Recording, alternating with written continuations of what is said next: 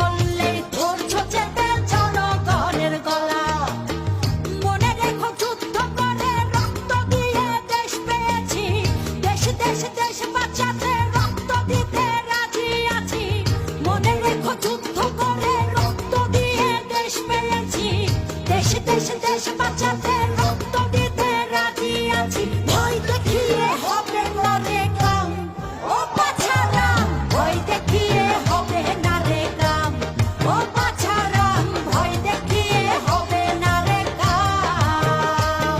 ও দেশটা তোমার বাপের নাকি করছো ছলা কলা, কিছু বললেই ধরছো চেপে জনগণের গলা।